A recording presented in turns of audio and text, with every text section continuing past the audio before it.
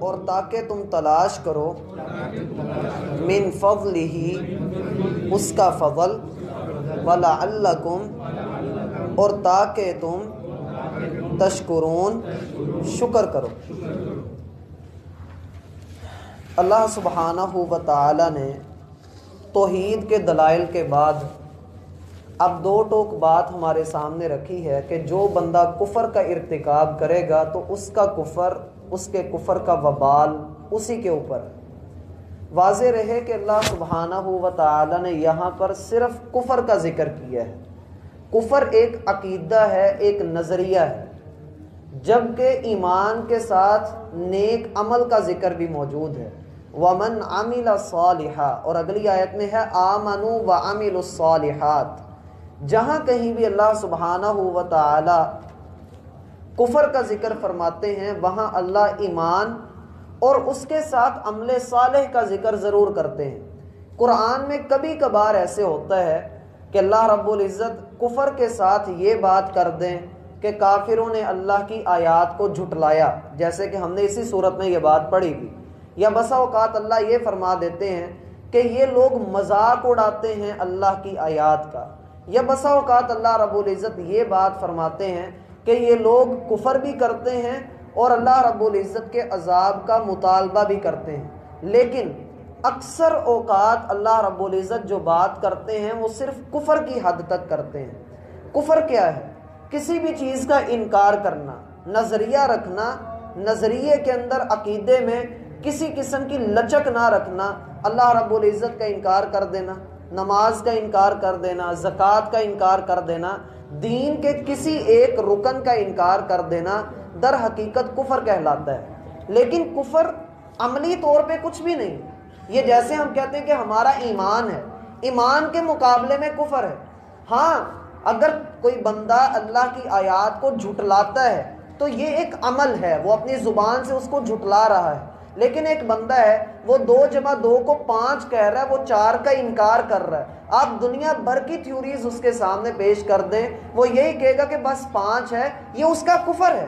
جب وہ جھٹلا رہا ہے وہ یہ کہتا ہے کہ بھائی میں اپنے 5 کے اوپر اڑا ہوا ہوں، تمہیں 4 پسند ہے تو ٹھیک ہے، ہم کہیں گے بھائی اس بندے نے کفر کیا ہوا ہے۔ لیکن جب وہ بندہ یہ کہے کہ نہیں تم بھی غلط ہو تو پھر وہ بندہ جھٹلا بھی رہا ہے، پھر وہ بندہ غلط کام بھی کر رہا ہے۔ وہ صرف اپنے آپ کو ٹھیک سمجھتا ہے، وہ باقی سب کو غلط سمجھتا ہے۔ لیکن کفر میں ایسا نہیں ہوتا۔ کفر میں انسان کفر تو کرتا ہے، لیکن دنیا بھر میں عیسائی لابی جس انداز سے فنڈنگ کر رہی ہے، غرباء کے اوپر جیسے وہ خرچ کر رہے ہیں، جس طرح سے قادیانی غریب لوگوں کو بہکا کر ان کو سیدھے رستے سے گمراہ کر کے جس طرح سے اپنی طرف کھینچ رہے ہیں، ان کے یہ کام ان کی نظر میں نیکی کے کام ہیں۔ یا بسا اوقات ایسا بھی ہوتا ہے کہ کئی لوگ نیکی کے کام کر رہے ہوتے ہیں جو اسلام کی روح سے نیکی کے کام ہیں۔ مثلا کسی یتیم کی سرپرستی کرنا، کسی کو کھانا کھلا دینا، کسی ننگے بدن والے کو لباس پہنا دینا، کسی مقروض کا قرض اتار دینا، یہ اسلام کی نظر میں وہ اعمال ہیں کہ اللہ کے رسول فرماتے ہیں ساری رات نماز ادا کرنے والا اور دن کا روزہ رکھنے والا بھی اس درجے پر نہیں جاتا جس درجے پر یہ بندہ چلا جاتا ہے۔ لیکن ایک ایمان کے نہ ہونے کی وجہ سے اللہ رب العزت اس کے تمام اعمال کو غارت کر دیتے ہیں۔ جیسے کہ حاتم طائی ہے، اس کا بیٹا اللہ کے رسول کے پاس آیا، اس نے اسلام قبول کر لیا اور اللہ کے رسول سے بعد میں پوچھا گیا اللہ کے رسول حاتم طائی، اس نے بڑے لوگوں کی مدد کی، بڑے لوگوں کو کھلائے کھانے، بڑے لوگوں کے ساتھ جو ہے اس کے رویے اچھے تھے، یہ بڑے نیک کام کرتا تھا، یہ کدھر ہے؟ آپ نے فرمایا ہوا فی النار، جہنم کے اندر ہے۔ عبداللہ ابن جدعان یہ مکہ کا بہت بڑا سخی تھا۔ اللہ کے رسول فرماتے ہیں کہ جب مجھے بھی نبوت نہیں ملی تھی تو میں مکہ میں جب قحط پڑا تو میں اس کی دیگ کے سائے میں آرام کرتا تھا، اور دیگ کتنی بڑی تھی کہ ایک بڑا اونٹ اور اس کے اوپر لمبے قد والا آدمی کھڑا ہوتا تو پھر وہ بمشکل اس دیگ کے دانے تک جاتا اور اس میں سے کھانا نکال کر وہ مکہ کے غرباء میں تقسیم کرتا۔ یہ اتنا اچھا بندہ تھا کہ اگر کہیں پر کوئی بچی زندہ دفن کی جانے ہوتی تو یہ جا کر اس کو بچاتا، اس کے باپ کو رقم دیتا اور کہتا یہ بیٹی مجھے دے دو، اسے پال پوس کر بڑا کرتا، اس کی شادی کرتا، اس کا نکاح کرتا، عزت کے ساتھ اس کو بیعت دیتا. یہ ساری اس کی نیکیاں تھیں. لیکن اللہ کے رسول سے جب پوچھا گیا اللہ کے رسول وہ کدھر ہے، تو اللہ کے رسول نے فرمایا ہوا فی النار، وہ جہنم کے اندر ہے. ابو طالب کے متعلق پوچھا گیا، اے اللہ کے رسول اس نے آپ کے ساتھ اتنی نیکی کی، آپ کی سرپرستی کی، آپ کے ساتھ بہترین عمل رہا اس کا، اے اللہ کے رسول آپ کو آپ کی پرورش کرنے کا کیا فائدہ ہوا اسے؟ اللہ کے رسول فرمانے لگے لعلہ تنفعہ شفاعتی، ہو سکتا ہے کہ کل قیامت کے دن میری شفاعت اسے فائدہ پہنچا دے. عباس رضی اللہ عنہ پوچھنے لگے اے اللہ کے رسول کیا فائدہ پہنچے گا؟ کہا فائدہ یہ پہنچے گا کہ اللہ اس کو 2 جوتے پہنائیں گے، ان جوتوں کے تسمے اللہ آگ کے کر دیں گے. یہ جہنم کا سب سے ہلکا عذاب ہوگا کہ اس کا دماغ ہنڈیا کی طرح کھول رہا ہوگا. پتہ یہ لگتا ہے کہ اللہ کے ہاں نیک اعمال اتنی حیثیت نہیں رکھتے جتنا انسان کا عقیدہ توحید حیثیت رکھتا ہے. عقیدہ توحید نہیں ہے تو انسان جتنا مرضی نیک عمل کر لے. اللہ فرماتے ہیں لئن اشرکت لیحبطن عملک، اے سننے والے، اے پڑھنے والے، اگر تو نے اپنے اعمال کے ساتھ شرک کو خلط ملط کر لیا، لیحبطن عملک، ہم تیرے سارے اعمال کو تباہ و برباد کر دیں گے. ہم کسی ایک کو بھی قبول نہیں کریں گے. میرا بھائی انڈا ہم سب لیتے ہیں، وہ ہلتا رہتا ہے، جب مرغی اسے دیتی ہے تب بھی وہ ہلتا ہے، وہ ہم تک آنے تک ہلتا رہتا ہے، مسلسل ہلتا رہتا ہے. لیکن جب ہم اسے توڑ کر دیکھتے ہیں اس میں سے زرد پانی الگ ہوتا ہے اور سفید پانی رب نے الگ رکھا ہوتا ہے. یہ اللہ کی قدرت ہے. اگر وہ پانی دونوں آپس میں مل جائیں، ہم اس انڈے کو گندا کہہ کر ٹوکری میں پھینک دیتے ہیں. اور اللہ کے بندوں جب دل کے اندر توحید اور شرک یوں خلط ملط ہو جائیں، بندہ اللہ کو بھی راضی کر رہا ہے اور کفر کے کام بھی کر رہا ہے، اللہ رب العزت کی غیرت ہی اس بات کے اوپر گوارا نہیں کرتی کہ اللہ رب العزت کا کھائے بھی، اللہ کا پیے بھی اور اللہ ہی کی نافرمانی کرے. اللہ رب العزت اس کے اعمال کو قبول نہیں کرتا. اس لیے عقیدہ توحید ایک ایسا عقیدہ ہے اس کے اوپر کوئی سمجھوتا ہو ہی نہیں سکتا. اللہ کے رسول نے ایویں یہ بات نہیں کہی تھی کہ لکم دینکم ولی دین، تمہارے لیے تمہارا دین ہے اور ہمارے لیے ہمارا دین ہے. اگر تم نہیں آتے تو ہمیں کیا ہے؟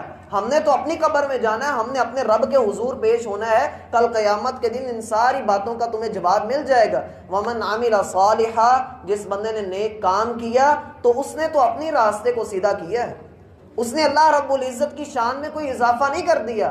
جیسے کہ اللہ رب العزت نے ارشاد فرمایا من شکر فإنما يشکر لنفسه، جو شکر ادا کرتا ہے وہ اپنا فائدہ کرتا ہے.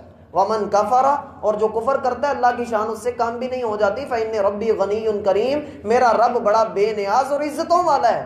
اس کو کسی کے کفر کی بھی کوئی پرواہ نہیں اور اس کو کسی کی نیکی سے بھی کوئی مطلب نہیں.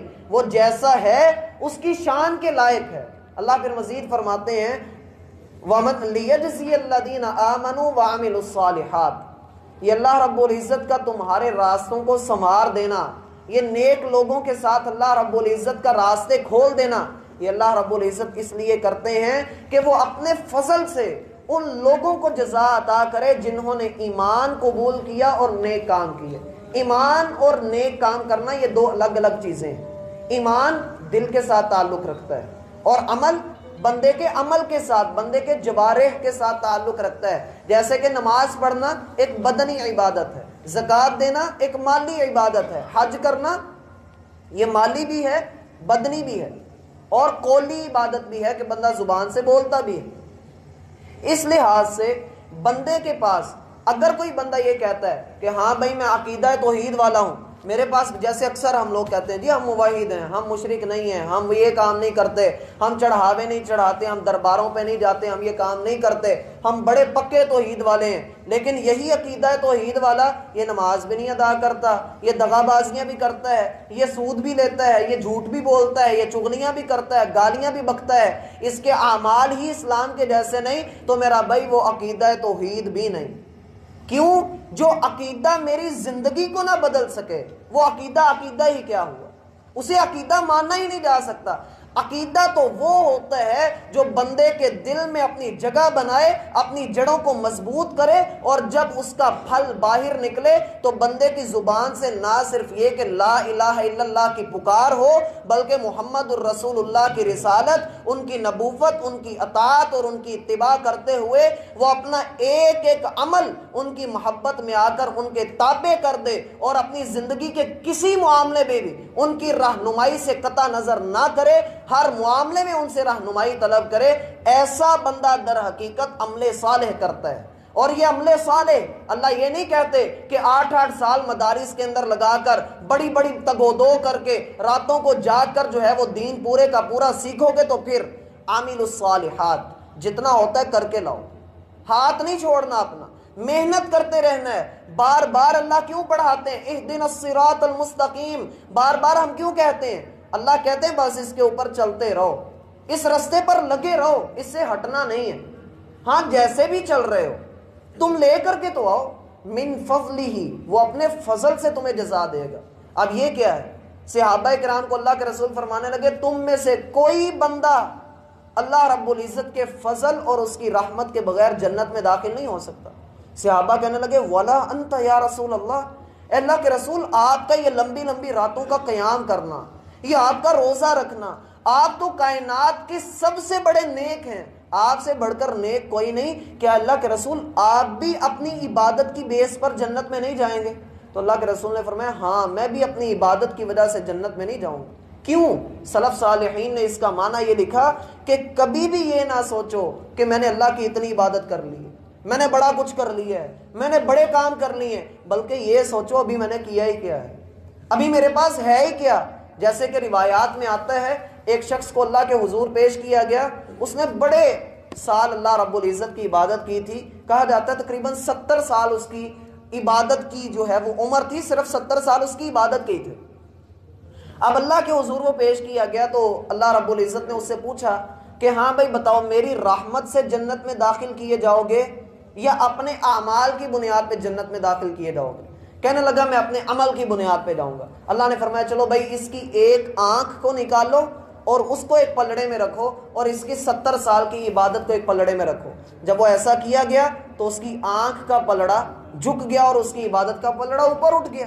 اللہ رب العزت فرمانے لگے اس کو پکڑو اور جہنم کے اندر ڈالو، یہ میری رحمت کو نہیں لینا چاہتا۔ پھر وہ بندہ کہنے لگا اللہ رب العزت میں آپ کا شکر ادا کر ہی نہیں سکتا، میں تو ایک آنکھ کا شکر 70 سال میں نہیں ادا کر سکا، تو پورے جسم کا کیا حال ہوگا؟ اے اللہ میں تیری رحمت کا طلبگار ہوں، میں تیرے فضل کا طلبگار ہوں۔ اللہ نے فرمایا اس کو پکڑو اور جنت کے اندر داخل کر دو۔ تو اللہ رب العزت کے فضل سے امید رکھیں، ضرور رکھیں، اور رکھنی بھی چاہیے، اس کے بغیر ہم کچھ بھی نہیں ہیں، لیکن نیک عمل کو چھوڑیے نہ، نیک عمل سے پیچھے نہ ہٹیے۔ جیسے کہ رسول اللہ صلی اللہ علیہ وسلم کا فرمان ہے کہ آپ عمل کریں چاہے تھوڑا ہو لیکن مسلسل ہو، عمل کر لیں ضرور کریں لیکن تھوڑا کر لیں، اچھا کر لیں۔ جیسے کہ رسول اللہ صلی اللہ علیہ وسلم کو بتایا گیا کہ اللہ کے رسول ایک شخص بہت زیادہ، ایک عورت بہت زیادہ عبادات کرتی ہے، بہت نیکیاں کرتی ہے، نوافل ادا کرتی ہے، اس کے معاملات بڑے آگے کے ہیں، تو اللہ کے رسول نے جواباً کیا فرمایا؟ ان اللہ لا یمل حتی تملو، اللہ دینے سے نہیں اکتاتا لیکن تم کرنے سے اکتا جاتے ہو۔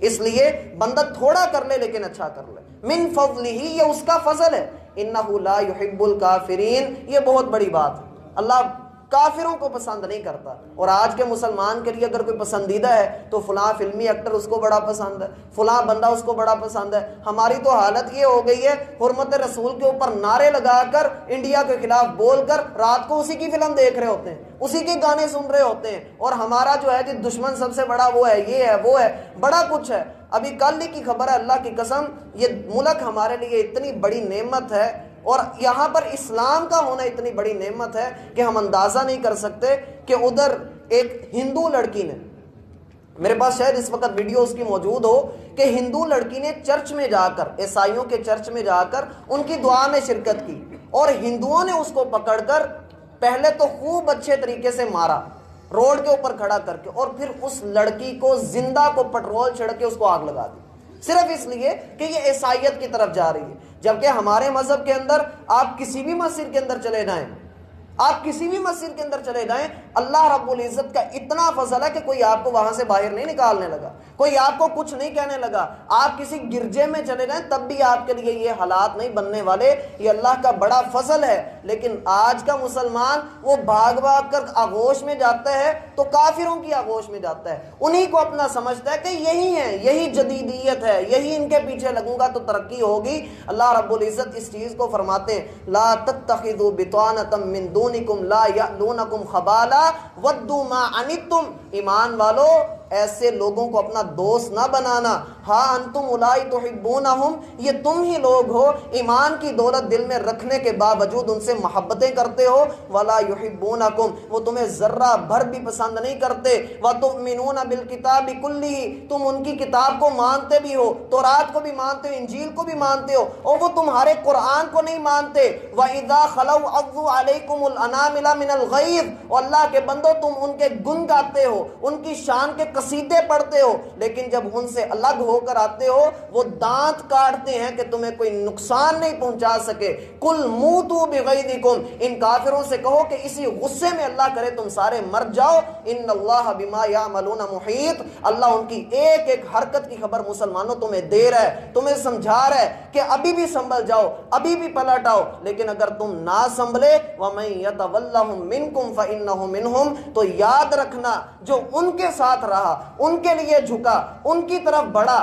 تو یاد رکھنا اس کو کل محمد کی امت میں سے نہیں اٹھانا، ہم نے اسے ہم نے کافروں کی امت میں سے اٹھانا ہے۔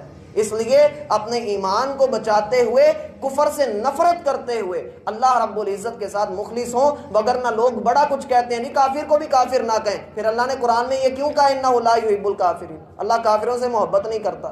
تو میرا بھائی کافر کافر ہی ہوتا ہے۔ اللہ رب العزت ہمیں ایسے کافروں کے شر سے محفوظ فرمائے، اور اللہ رب العزت کیونکہ یہ وہی ہے، محبتیں اللہ کے لیے اور نفرتیں بھی اللہ کے لیے، ہمیں ان سے نفرت ہے تو اللہ کے لیے، اگر آج وہ دین کے اندر آ جائیں تو اللہ فرماتے ہیں فَإِخْوَانُكُمْ فِي الدِّينِ، تو وہ تمہارے بھائی ہیں، تمہارے دینی بھائی ہیں۔ پھر اللہ ہمیں سمجھنے کی توفیق عطا فرمائے۔ من کفر فعلیہ کفرہ ومن، اور